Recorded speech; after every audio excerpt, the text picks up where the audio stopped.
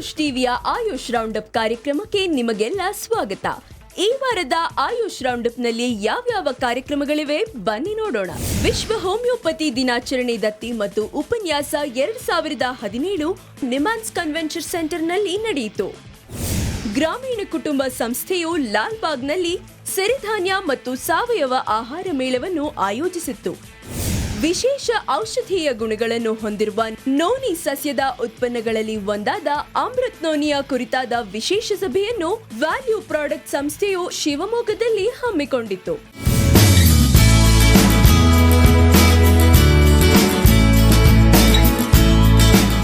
ವಿಶ್ವ ಹೋಮಿಯೋಪತಿ ದಿನಾಚರಣೆ ದತ್ತಿ ಮತ್ತು ಉಪನ್ಯಾಸ ನಿಮಾನ್ಸ್ ಕನ್ವೆನ್ಷನ್ ಸೆಂಟರ್ನಲ್ಲಿ ನಡೆಯಿತು.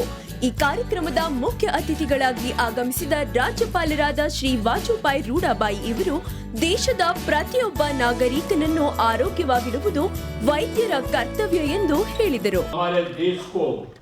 आरोग्यप्रद करने के लिए हर एक आदमी कोई न कोई अपनी पसंदगी के मुताबिक कार्यशील होता है. उसी का लक्ष्य ये होना चाहिए, मैं मेरे लिए काम नहीं करता, मैं मेरे राष्ट्र के बंधुओं के लिए मैं काम करता हूँ.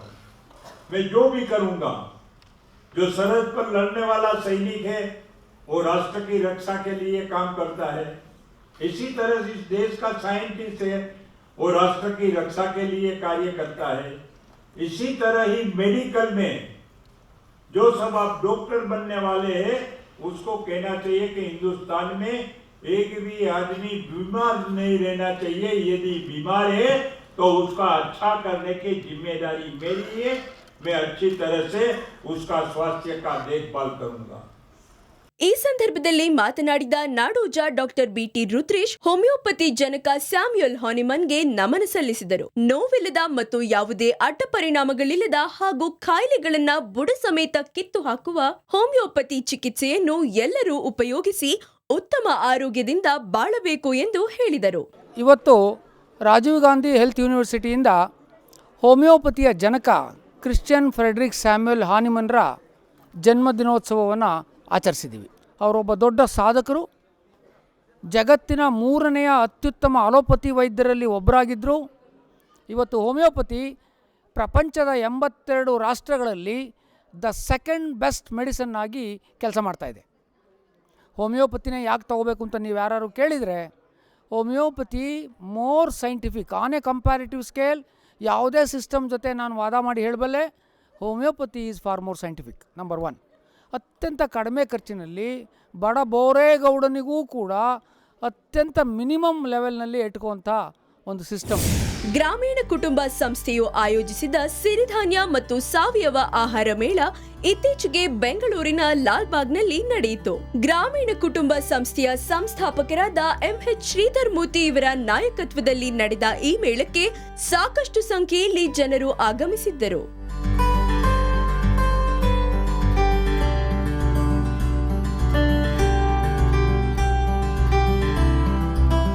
ಆಹಾರದ ಬಗ್ಗೆ ಸಾಕಷ್ಟು ಸಂಶೋಧನೆಯನ್ನು ಮಾಡಿರುವ ಡಾಕ್ಟರ್ ಖಾದರ್ ಅವರನ್ನು ಈ ಕಾರ್ಯಕ್ರಮದಲ್ಲಿ ಸನ್ಮಾನಿಸಲಾಯಿತು. ಇತ್ತೀಚೆಗೆ ಜನರು ಔಷಧಿಗಾಗಿ ಸಾಕಷ್ಟು ಹಣವನ್ನು ಖರ್ಚು ಮಾಡುತ್ತಿದ್ದಾರೆ. ಇದಕ್ಕೆ ಕಾರಣ ನಾವು ಸೇವಿಸುವ ಕಲುಷಿತ ಆಹಾರ. ನಾವು ಸೇವಿಸುವ ಆಹಾರವೇ ಔಷಧೀಯ ಗುಣವನ್ನು ಹೊಂದಿರಬೇಕು. ಆಗ ಉತ್ತಮ ಆರೋಗ್ಯವನ್ನು ಕಾಪಾಡಿಕೊಳ್ಳಬಹುದು.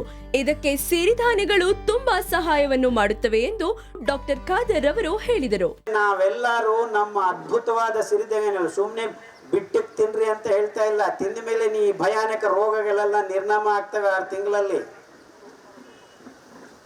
ನೀವು ಆರೋಗ್ಯವಾಗಿರಬೇಕು ಅಂತ ಈ ಸಿರಿಧಾನ್ಯಗಳನ್ನು ಬೆಳೆಸಿ ನಮ್ಮ ಬಡ ರೈತರು ಕೊಡ್ತಾರೆ. ಅವರಿಗೆ ಯಾವ ಹಂಗೂ ಬೇಕಾಗಿಲ್ಲ, ಯಾವ ಟೆಕ್ನಾಲಜಿ ಬೇಕಾಗಿಲ್ಲ.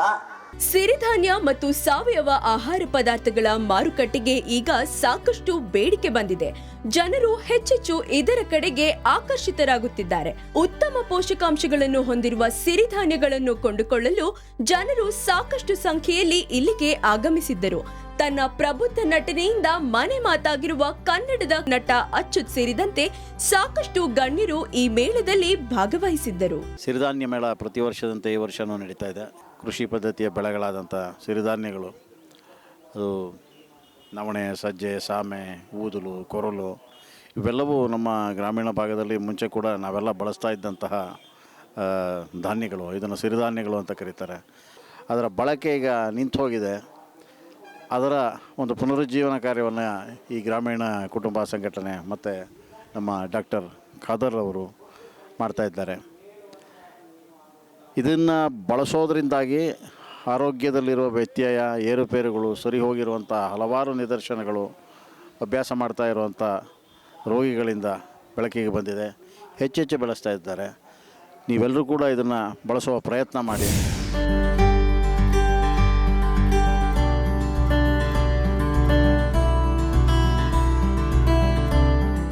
ಜನರನ್ನು ಕಾಡುವ ಹಲವಾರು ಸಮಸ್ಯೆಗಳಲ್ಲಿ ಒಂದು ಆರೋಗ್ಯ ಸಮಸ್ಯೆ. ಇದು ಇತ್ತೀಚೆಗೆ ಹೆಚ್ಚಾಗಿ ಜನರನ್ನು ಸಂಕಷ್ಟದಲ್ಲಿ ಸಿಲುಕಿಸಿದೆ. ಆಧುನಿಕ ವೈದ್ಯ ಪದ್ಧತಿಯ ಕಡೆಗೆ ವಾಲಿದ ಜನರು ಆರೋಗ್ಯ ಸಮಸ್ಯೆ ಹೆಚ್ಚಾಗುತ್ತಿದ್ದಂತೆಯೇ ಸಾವಿರಾರು ವರ್ಷಗಳ ಇತಿಹಾಸವುಳ್ಳ ನಮ್ಮ ಪುರಾತನ ವೈದ್ಯ ಪದ್ಧತಿಯ ಕಡೆ ಮುಖ ಮಾಡುತ್ತಿದ್ದಾರೆ. ಹಿತ್ತಲ ಗಿಡ ಮದ್ದಲ ಎಂಬ ಮಾತು ಹಳತಾಗಿದೆ. ಈಗ ಹಿತ್ತಲ ಗಿಡವೇ ಮದ್ದು ಎಂದು ದಿನವೂ ಒಂದೊಂದು ಔಷಧೀಯ ಗುಣಗಳನ್ನು ಹೊಂದಿರುವ ಸಸ್ಯಗಳನ್ನು ಕಂಡುಹಿಡಿಯಲಾಗುತ್ತಿದೆ. ಹೀಗೆ ಇತ್ತೀಚೆಗೆ ಜನಸಾಮಾನ್ಯರಿಗೆ ಪರಿಚಯಿಸಲ್ಪಟ್ಟಿರುವ ಔಷಧ ಗಿಡವೇ ನೋನಿ.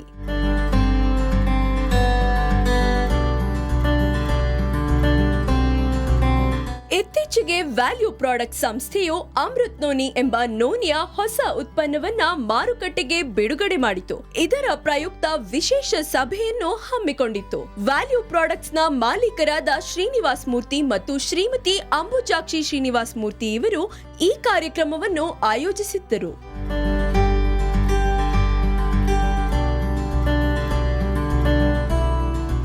ಅಮೃತ್ ನೋನಿ ಹೆಸರೇ ಹೇಳುವ ಹಾಗೆ ನೋನಿಯ ಪ್ರತಿಯೊಂದು ಹನಿ ಅಮೃತದ ಸಮಾನ ಮತ್ತು ಇದನ್ನು ಪ್ರತಿನಿತ್ಯವೂ ಸೇವಿಸಿದರೆ ಸರ್ವರೋಗಕ್ಕೂ ಮದ್ದಾಗಲಿದೆ. ಇದೇ ಕಾರಣಕ್ಕೆ ಮಾರುಕಟ್ಟೆಯಲ್ಲಿ ಅಮೃತ್ ನೋನಿ ಮುಂಚೂಣಿಯಲ್ಲಿದೆ ಎಂದು ಅಮೃತ್ ನೋನಿಯ ಮಹತ್ವದ ಬಗ್ಗೆ ಹೇಳಿದರು. ಇವತ್ತಿನ ಈ ಬದಲಾದ ಒಂದು ಜೀವನ ಶೈಲಿಯಿಂದ ಅನಿವಾರ್ಯವಾಗಿ ನಮ್ಮ ಜನ ಈ ಮಾತ್ರೆ ತಗೊಳ್ಳೋದನ್ನು ಒಗ್ಗಿಸ್ಕೊಳ್ತಾ ಇದ್ದಾರೆ.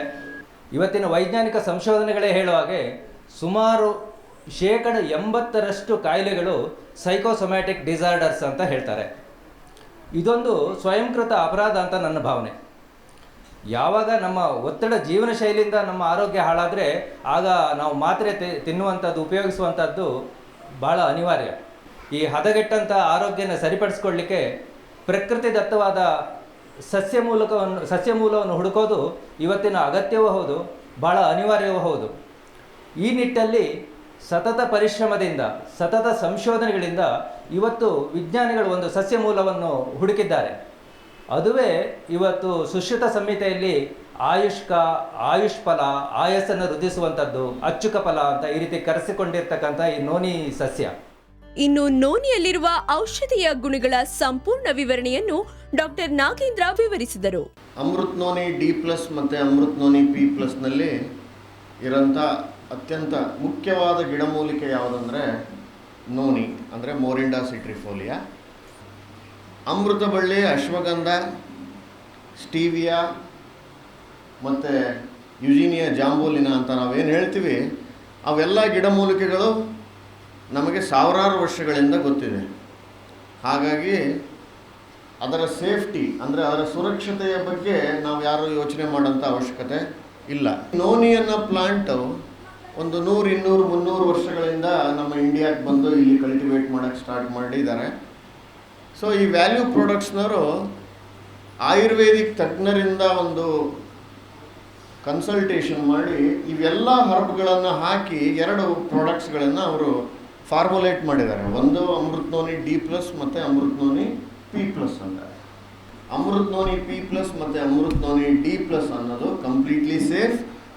ಹೆಲ್ತಿ ಪರ್ಸನ್ಸ್ ಕೂಡ ಅದನ್ನು ತಗೋಬೋದು, ಯಾವುದೇ ಡಿಸೀಸ್ಗಳು ಬರದಂಗೆ ಪ್ರಿವೆನ್ಷನ್ ಆಗಿ.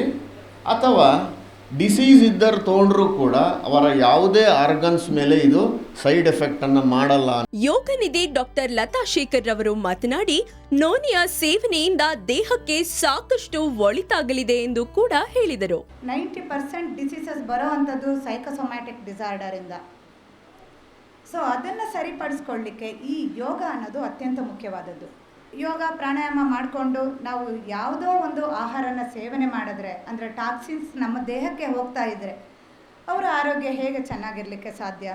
ಸೊ ಆಹಾರ ಪದ್ಧತಿ ಅನ್ನೋದು ತುಂಬ ಮುಖ್ಯವಾದದ್ದು. ಈ ನೋನಿ ಪ್ರಾಡಕ್ಟ್ಸ್ ಅನ್ನೋದು ನಮಗೆ ಎಲ್ಲ ರೀತಿ ಸಪೋರ್ಟಿಂಗ್ ಆಗಿ ವರ್ಕ್ ಮಾಡ್ತಾ ಇದೆ.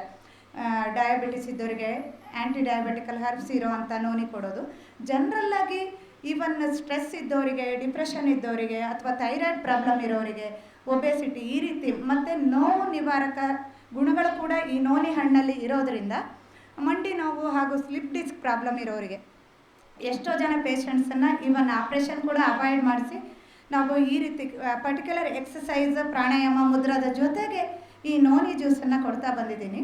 ಸೊ ಅವರಲ್ಲೂ ಕೂಡ ತುಂಬ ಚೆನ್ನಾಗಿ ಅದು ರಿಸಲ್ಟನ್ನು ಕೊಡ್ತಾ ಇದೆ. ಜೀವನ ಶೈಲಿಯನ್ನು ಸ್ವಲ್ಪ ಮಟ್ಟಿಗೆ ನೀವು ಚೇಂಜ್ ಮಾಡಿಕೊಂಡ್ರೆ ಖಂಡಿತವಾಗೂ ಯಾವುದೇ ಕಾಯಿಲೆ ಬರದೆ ನಾವು ಬೇರೆಯವ್ರ ಮೇಲೆ ಇರುವಷ್ಟು ದಿನನೂ ಡಿಪೆಂಡ್ ಆಗದೆ ನಮ್ಮ ಆರೋಗ್ಯನ ನಾವು ನೋಡ್ಕೋಬಹುದು. ಕಾರ್ಯಕ್ರಮದ ಮುಖ್ಯ ಅತಿಥಿಗಳಾಗಿದ್ದ ಮುದ್ರಾ ಬ್ರಹ್ಮ ಶ್ರೀ ಲಕ್ಷ್ಮೀ ಶ್ರೀನಿವಾಸ್ ಗುರುಜಿ ಇವರು ಮಾತನಾಡಿ, ನೋನಿ ಹಣ್ಣಿನ ಮಹತ್ವದ ಬಗ್ಗೆ ವಾಸ್ತುಶಾಸ್ತ್ರದಲ್ಲಿ ಉಲ್ಲೇಖವಿದೆ. ನೋನಿ ಹಣ್ಣು ಸಾಕಷ್ಟು ಔಷಧೀಯ ಗುಣಗಳನ್ನು ಹೊಂದಿದ್ದು, ಮುಂಬರುವ ದಿನಗಳಲ್ಲಿ ಇದು ಜನರ ನಿತ್ಯಪಾನೀಯ ಆಗಬೇಕೆಂದು ಹೇಳಿದರು. ವಾಸ್ತುರತ್ನಾಕರ ಸುಮಾರು 15,000 ಅಥವಾ 20,000 ವರ್ಷದ ಹಿಂದೆ ಬರೆದಂಥ ಒಂದು ವಿಶೇಷವಾದ ಗ್ರಂಥ. ಪ್ರತಿಯೊಬ್ಬರ ಮನೆ ವಾಯುವ್ಯ ದಿಕ್ಕಿನಲ್ಲಿ ನೋನಿ ಗಿಡ ನೆಡಿ ಅಂತ ವಾಸ್ತುರತ್ನಾಕರದಲ್ಲಿ ಹೇಳ್ತಾರೆ ನೋಡಿ. ಯಾಕೆ ಅಂದರೆ ಆ ಗಿಡದಲ್ಲಿ ಅಲ್ಲಾಡಿದಾಗ ಎಲೆಗಳು, ಕಾಂಡಗಳು ಬೆಂಡಾದಾಗ, ಹಣ್ಣುಗಳು ವಾಸನೆ ಬಿಟ್ಟಾಗ ಅದರ ಬರತಕ್ಕಂಥ ಆಕ್ಸಿಜನ್ನು ಹಿತ್ತಲು ಗಿಡದಿಂದ ಮನೆ ಒಳಗೆ ಪ್ರವೇಶ ಆದಾಗ ಅವರಿಗೆ ಆಕ್ಸಿಜನ್ ಜಾಸ್ತಿ ಆದಾಗ ಪ್ರತಿಯೊಂದು ಸೆಲ್ ಆ್ಯಕ್ಟಿವ್ ಆಗಿ ಆಯುಷನ್ನು ವೃದ್ಧಿ ಮಾಡುತ್ತೆ. ಅದಕ್ಕೆ ಇದಕ್ಕೆ ಆಯುಷ್ ಫಲ ಅಂತ ಹೇಳಿದ್ರು. ಈ ಆಯುಷ್ ಫಲವನ್ನು ಯಾರು ಹಿತ್ತಲು ಗಿಡದಲ್ಲಿ ನಡ್ತಾರೋ, ಅಂದರೆ ವಾಯುವ್ಯ ದಿಕ್ಕಿನಲ್ಲಿ ನಟ್ಟಿದಾಗ ಆಕ್ಸಿಜನ್ ಚೆನ್ನಾಗಿ ಬರುತ್ತೆ. ಆಗ ಯಾವಾಗ ರಕ್ತದಲ್ಲಿ ಆಕ್ಸಿಜನ್ ಚೆನ್ನಾಗಿ ಹೋಯಿತು, ರಕ್ತದಲ್ಲಿ ಯಾವಾಗ ಆಕ್ಸಿಜನ್ ಚೆನ್ನಾಗಿ ಸಪ್ಲೈ ಆಯಿತು, ಆಗ ಅವನಿಗೆ ಎಲ್ಲ ರೀತಿ ಕಾಯಿಲೆ ನಿವಾರಣೆ ಆಗುತ್ತೆ ಅಂತ ವಾಸ್ತುರತ್ನಾಕರದಲ್ಲಿ ಇದನ್ನೇ ಸುಶ್ರುತ ಸಂಹಿತೆಯಲ್ಲಿ ಇದು ಒತ್ತು ಕೊಟ್ಟು ಹೇಳಿದ್ದಾರೆ. ಕೃತಯುಗದಲ್ಲಿ ಅಂದರೆ ಸತ್ಯಯುಗದಲ್ಲಿ ಈ ಗಿಡ ಮೃತ್ಯು ಸಂಜೀವಿನಿ ಫಲ ಅಂತ ಕರೀತಾ ಇದ್ರು ಅಂತ ಹೇಳ್ತಾರೆ. ಮೃತ್ಯು ಸಂಜೀವಿನಿ ಅಂದರೆ ಅಪಮೃತ್ಯು ದೋಷವನ್ನು ನಿವಾರಣೆ ಮಾಡುವಂಥ ಏಕೈಕ ಫಲ ಇದಿತ್ತು ಅಂತ ಅವ್ರು ಹೇಳ್ತಾರೆ. ಆದರೆ ಇವಾಗ ಇದಕ್ಕೆ ನೋನಿ ಅಂತ ಕರೀತಾರೆ. ಅವತ್ತಿನ ಕಾಲದಲ್ಲಿ ಮೃತ್ಯು ಸಂಜೀವಿನಿ ಫಲ ಅಂತ ಹೇಳ್ತಾರೆ. ಮೃತ್ಯು ಸಂಜೀವಿನಿ ಅಂದ್ರೇನು? ಎಲ್ಲ ಕಾಯಿಲೆಗಳನ್ನು ನಾಶ ಮಾಡಿ ಆಯುಷನ್ನು ಜಾಸ್ತಿ ಮಾಡಿ, ಅಂದರೆ ಲಾಂಗಿವಿಟಿಯನ್ನು ಜಾಸ್ತಿ ಮಾಡುವಂಥದ್ದು ಹಣ್ಣು ಅಂತ ಅವತ್ತಿನ ಕಾಲದಲ್ಲಿ ಹೇಳಿದ್ರು. ನೋಡೋಕ್ಕೆ ಕಹಿ ಇದೆ, ಆದರೆ ಅಮೃತ ಹೆಂಗೆ ಕೊಡುತ್ತೆ ಅಂದಾಗ ಇದನ್ನು ಫಿಲ್ಟರೈಸೇಷನ್ ಮಾಡಿ ಕುಡಿದಾಗ ಅಮೃತ ಪಾನ ಆಗತ್ತಂತೆ ಸಹಸ್ರಾರ ಚಕ್ರದಲ್ಲಿ ಅಂತ ಹೇಳ್ತಾರೆ. ಹೀಗಾಗಿ ಈ ಅಮೃತ ಫಲವನ್ನು ತ್ರೇತಾಯುಗದಲ್ಲಿ ಪ್ರತಿಯೊಬ್ಬರು ಯೂಸ್ ಮಾಡೋದ್ರಿಂದ 500 ವರ್ಷ 600 ವರ್ಷ ಬದುಕ್ತಿದ್ರಂತೆ. ಮನುಷ್ಯನಿಗೆ ಎಷ್ಟೇ ರೋಗ ಇದ್ರೂ 100-200 ವರ್ಷ ಬದುಕುವಂಥ ತಾಕತ್ತನ್ನು ಪುಷಪ್ ಕೊಡ್ತಾ ಇದ್ದಂಥ ಏಕೈಕ ಫಲ ಈ ನೋನಿ ಫಲಂ.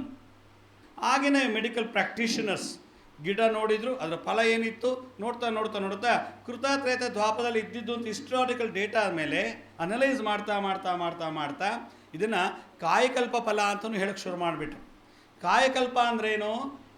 ಲಾಂಗಿವಿಟಿನ ಜಾಸ್ತಿ ಮಾಡೋದು. ಇದನ್ನು ಯಾರು ಕುಡಿತಾ ಹೋಗ್ತಾರೋ ಅವರಿಗೆ ಎಷ್ಟೇ ವಯಸ್ಸಾದರೂ ಯಂಗಾಗಿ ಕಾಣ್ತಾರೆ ಅನ್ನೋದಕ್ಕೆ ಕಾಯಕಲ್ಪ ಅಂತೇಳಿ. ಸ್ವಲ್ಪ ಸೈನ್ಸ್ ಅಡ್ವಾನ್ಸ್ ಆಗ್ತಾ ಆಗ್ತಾ ಆಗ್ತಾ ಆಗ್ತಾ ಆಗ್ತಾ ಆಗ್ತಾ ಇದಕ್ಕೆ ನೋನಿ ಅಂತ ಹೆಸರು ಬಂತು ನೋಡಿ. ವಿಷನೂ ತಗೊಳುತ್ತೆ, ನೆಗೆಟಿವ್ ಎನರ್ಜಿ ಸಕ್ ಮಾಡುವಂಥ ಏಕೈಕ ಹಣ್ಣು ಜಗತ್ತಿನಲ್ಲಿ ನೋನಿ ಒಂದೇ ಇವತ್ತಿನ ದಿವಸ. ಅಷ್ಟು ಪವರ್ಫುಲ್. ಇದನ್ನು ನಾವು ಮಾಂತ್ರಿಕದಲ್ಲಿ, ತಾಂತ್ರಿಕ ಶಾಸ್ತ್ರದಲ್ಲೂ ಉಪಯೋಗಿಸ್ತಾ ಇದ್ರು. ಆಸ್ಟ್ರಾಲಜಿ ದಾನದಲ್ಲಿ ರೂಪ ಕೊಡ್ತಾಯಿದ್ರು, ನವಗ್ರಹ ರೂಪದಲ್ಲಿ. ಮತ್ತು ಇದನ್ನು ಮನೆಯಿಂದ ಹಿತ್ತಲು ವಾಯುವ್ಯ ದಿಕ್ಕಿನಲ್ಲಿ ಬೆಳೆಸಿದಾಗ ಆ ಗಾಳಿ ಜಾಸ್ತಿ ಆಗಿ ಮನೆಯಲ್ಲಿ ವಿಷ ಪ್ರಾಣಿಗಳು ಒಳಗೆ ಪ್ರವೇಶ ಆಗಬಾರ್ದು ಅಂತೇಳಿ ವಾಸ್ತುಶಾಸ್ತ್ರ ಪ್ರಕಾರ ವಾಯುವ್ಯ ದಿಕ್ಕಿನಲ್ಲಿ ಬೆಳೆಸ್ತಾಯಿದ್ರು. ಇದನ್ನು ಸುಟ್ಟು ಭಸ್ಮ ಮಾಡಿದ್ರೆ ಬೇಕಾದಷ್ಟು ಮೆಡಿಸಿನ್ಸ್ ಮಾಡುವಂಥ ಶಕ್ತಿ ಇದೆ. ಇದೆಲ್ಲಕ್ಕಿಂತ ಹೆಚ್ಚಾಗಿ ಕಾಯಕಲ್ಪ ಕ್ರಿಯೆ ಮಾಡಬೇಕು ಅಂದರೆ ಬೆಟ್ಟದ ನೆಲ್ಲಿಕಾಯಿ ಜೊತೆ ಮಿಕ್ಸ್ ಮಾಡಿಬಿಟ್ಟು ಅದಕ್ಕೊಂದು ಪ್ರೊಸೀಜರ್ ಇದೆ, ಅದು ಮಾಡ್ತಾ ಬಂದರೆ 100 ಅಲ್ಲ 200 ವರ್ಷ ಬದುಕ್ಬೋದು. ರೀಜನಲ್ ಮ್ಯಾನೇಜರ್ ಚಂದ್ರಮೋಹನ್, ಉತ್ಪನ್ನಗಳ ವಿತರಕರು, ವೈದ್ಯಕೀಯ ರಂಗದ ಪ್ರತಿನಿಧಿಗಳು ಈ ಸಭೆಯಲ್ಲಿ ಭಾಗವಹಿಸಿದ್ರು. ಇದು ಈ ವಾರದ ಆಯುಷ್ ರೌಂಡಪ್ ಕಾರ್ಯಕ್ರಮ.